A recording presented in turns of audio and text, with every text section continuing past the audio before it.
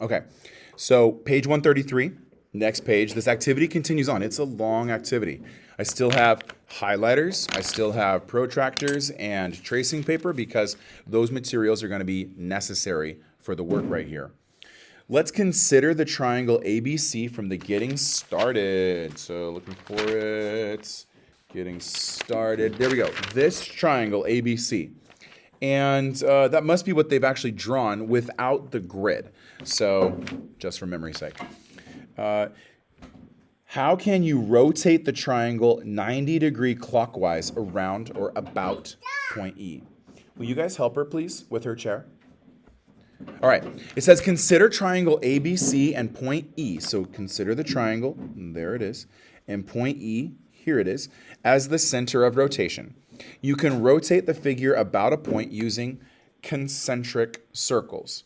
Super high level like example right here. So we might use it, we might just continue with it. The thing is, if you have a compass, it helps create circles of a specific size, but I actually think that this is still a better compass circle drawer than the actual plastic piece.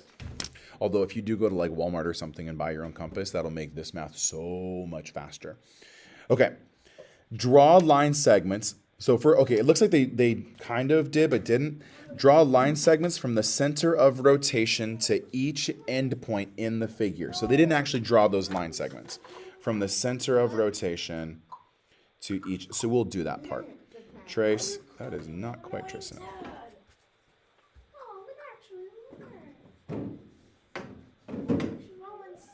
Okay, Graydon, it's fine. You can just go sit down. And E to A. Okay.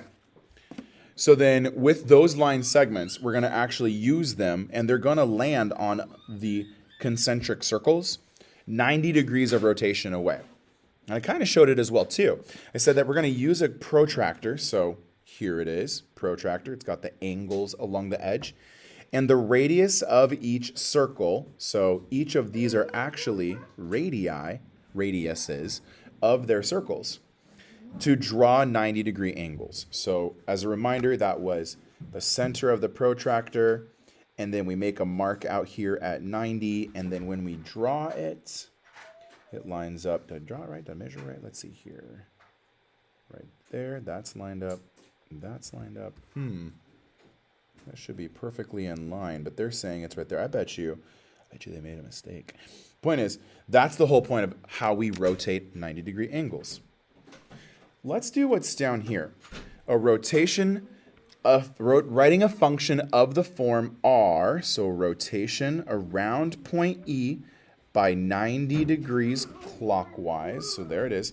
And then we're going to put triangle. So not just a point, we can put a whole shape inside the parentheses, A, B, C. It's going to go to triangle A prime, B prime, C prime.